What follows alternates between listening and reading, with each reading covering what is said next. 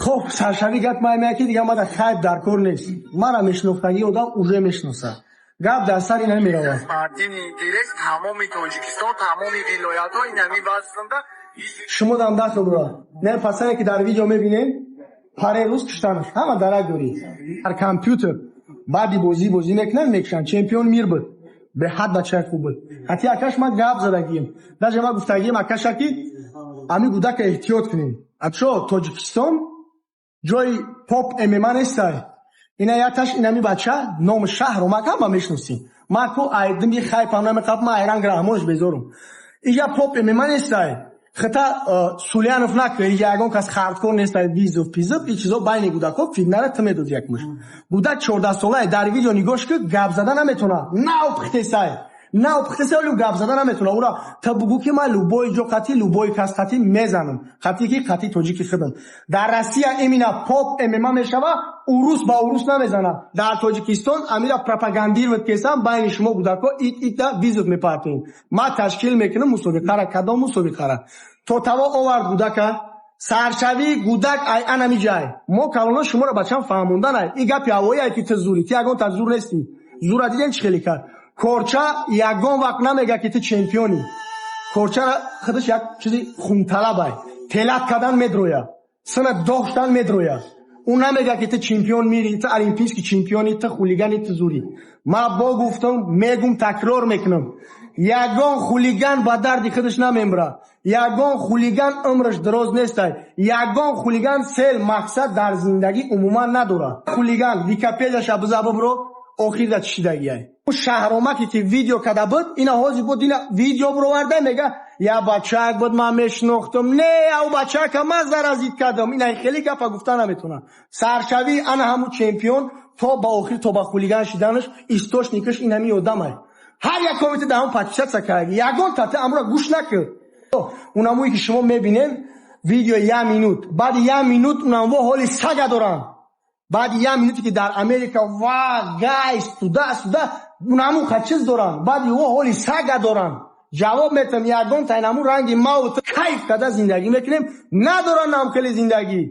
اون پاتیش چک همش عمله شما پاتسنا یگان کلام رو گوش نمیکنن یگان نصیحتی سوز نداره یگان کاری خوب کدگی نیست فقط بودکورا وربالات کدگی یکمش او بایس نیست ای بچه او گوشتینگیر این گوشتین چیزی بفهمه میفهمه نفهمه او بایس نیست اون نمیدونه امیما چیه کمی تامور زدن شدیده اخرا گروش کردن چی بعد دستش دیمانستری بود نمیکنه چی بعد پوش کات کار نمیکنه برای ندارم اون نرا شما بودکورا ای تبعید ویزوفتیاک امین سوم رو وردگی وایمی توجیکو دا نشوام خلیسو امی چیز ویزو ما تایورم قتیل بوی کس رومش نکرد هست سگره قدی کوچه مش نمیکنه تو دا تچید میکنه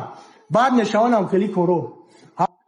یگان پیشروی نه در جامعه نه در دولتمون نه در خلق میکنه فقط ضرر میرسونه اینم خیلی آدمایی که ضرر میرسونن عموما گوش نکنین گایس پایس یگان جدا کار نمیاد اینا گایسکای ما تو دست این کار نمیاد ما با گفتم ما در سال دمی خیلی همون در کار نیست ما را دستاتش نمیشناسم آدمای در کاری ما دستاتش جای در کاریم در رسیدم ما دستاتش عنوان ندارم من میدونم کی ما کیم در جامعه در جمعیت برای ما حرکت کنین خطون در تاریخ بسازین او را خیلی موتیواسیون نمیدی بچه‌ها نگاه کنین همین بچه‌ها کلام شما دارن داخل دارن گودار کارا موتیواسیون در خیلی خیلی ها مطرح فینانسیر میکنم فلان و دا ویزو بوده نه یا بچه مطرح فینانسیر میکنم تا دلشی با پرچم وردو با دلشی برای همون زلی دمشق که حرکت که با برو تا بین المللی خطا ایشان بته اینا خیلی موتیویر بود میکنم بچه را او خیلی نه که در تاجیکستان در بین خمون بیا گاز میتیم بین یگیگریمون میزنیم اینا می همش خیلی پوند بهوده گوده که اینا تا آخیره مادر میسوزه تا آخیره مادر اینا اون محبسیش میسوزه اونا اویش که محبس شید شکل مشک میکنی عیزه میبرد اون معنی رو ندارد تو زوری تا مرا میزنی و کدام نفرید که کورچه میگردونی قطید کو با خیلی برد در تی پته خولیگانی تا قطی سر میشون نمیته اینا ما بگم دوره مو دمو جنگ نکردیم دروغ میگم بگم که دوره مو دمو کامپیوتر بازی نکردیم دروغ میگم کامپیوتر هم بازی کردیم جنگ هم کردیم در خیالمون نبود سنگ کورچه حیات یک کس سوزوندن در خیالیمون نبود ما میزدم جورا میشیدیم این طریق گپ نبود بود کلانای به عقلی که انم خیلی ما را ویربابات میکردن که نمونین اون کوچه را بزنین اون کوچه را. کلانای شما از اینستاگرام شده گیر، کلانای همه ایتو پسنا اینستاگرام های. کلان باید یعنی بود ماتیوی رفتنه که بیرنده بچه زور نشوه. خدا رحمتش کنه. پس باید دیوانه محبس شده است که جای در سغره تلنت وی که مو در پرچم میوردوش، مو در فایده میوورد، مو در یک چیزی خوب در وطنمون امور را گرفته استن. کی گرفته است؟ اینم که به عقلو استوش نکشتی های انم خیلی به عقلایی که یاد میتن ویزو زور جنگ کوچه این ایتو گوش میریم خونه شون 3 روز پس هیچ کنه بغیر جو چش سوخته است. تمام مادرش سوخته است اینا گذشت یگان کس نمیره با اوچه امورا بچه شوه باز راستی 14 15 16 17 خون در جوش های شما این همیشه اختونا راست میکنید فهمیشتونا ذهنتونا پدر مادر همش ایخد میکنید خواندن هنر یاد گرفتن بیو مشک مطرح میبرم افیچل جنگ میکنید الله همه تاییز کنه. محمد علی 15 ساله بچه بود چمپیون جهان در سال 2024 ابودابی داشته به 52 کیلو این هم جورای سرخر بردنش خطیر شمخانی جورای سرخر که گشتی سر اولش که مرد سر همه ما هیچ که مرد گرفتن همه ما میمره اول جورای سرخر بردن به شورای بوداگی نزد در میه حالت دوچار شد که فقط پدر مادرش رسوده یکگون جورای وای جورای حتی شما را جنگ میمونه شما در وضعیت که غلطی ده همه ریاد مزمه داد همین لوبوی کدام در پالازه وزنی بغل ریاد شما فقط در بر شما پدرتونه مادرتونه برادرایی که همخونه قهوه یکگون که ریاد تونو میبینید برای ما همه شما را دزا تقریبا 250 شاگرد داره میگم تو که جنگ نکنین برنده شما سپارسمنت جنگ شما در مسابقه شما جنگتون مسابقه در مسابقه دوستی برادری ورزش کش دوستی برادری میزنه نه بعد باید با قشا همه دوالی مقصد بریدگی میدال دیپلوم شما میگیره با بایدگی درش مهنت دکنه با کارگه با مسابقه میزنن رزولتات که خوب باشه با برین تاجیکستان مسابقه میبرند پرچم جمهوری تاجیکستان با برین تاجیکستان میبرداری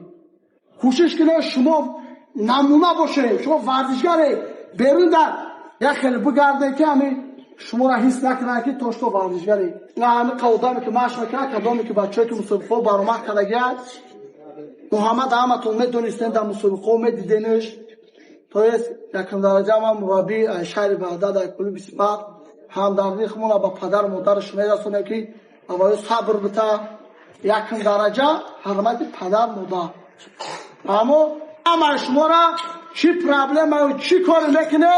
اوچاتون در فکر شما اینا بدونه همه شما را پدر مادراتون در خونهاتون انتظاره که بچه ما ساخت سلامت ای کوچه یا ای درد یا ای زن خونه بیاید ورزشگر بود چمپیون می حتی مصطفی برآمد کرده در مسابقه تو بخید دیگه آبرو داری اون زیرا زال دایی مشق میکنی مهنت میکنی ورمه هست که باید رزولتات بیتی اصلا آدمایی که شما را ورزشگری خوب ورزشگری که مقصد ورزشگر با قوت ورزشگر هر روز در دوری زال دست تنش انکشاف میوه که فقط برای مسابقه برای جنگ کوچه نه حالا همتون فکر نه انتما با فکرم همتون دیده شما در این درد شوم ما شما در میلیون بار گفتم با میگم یکگون کس همه در بره جنگشن نبینم در بره جنگ بکنی کریرت هم نسوزونی در بره جنگ بکنی یا جد معیب میشوه یا ترمه میشی این کارا کوشش کنه که یکگون تو در نشوه یکگون تو تکنی محمد فقط دفعه مصطفی شما میدونم که شما میدونم یا کسی بایوه سام رو در چیز زد کو فرزاد داد در مسابقه که مصطفی زدگی بود تو فینال داد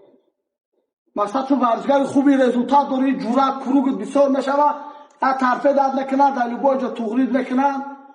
مایی بود نکنن نگرزن میروند که جورت رو میوه کی میسوزن پدر مادراتون میسوزن عجیب شما فقط پدر مادرتون میدونن یکگاه اینجا من همه کمه بینم هر روز بعد ماش جواب شدن اتاق چای لبای زنگ زدن بیساریو بچه‌م جوشی بچه‌م از بروما بچه‌م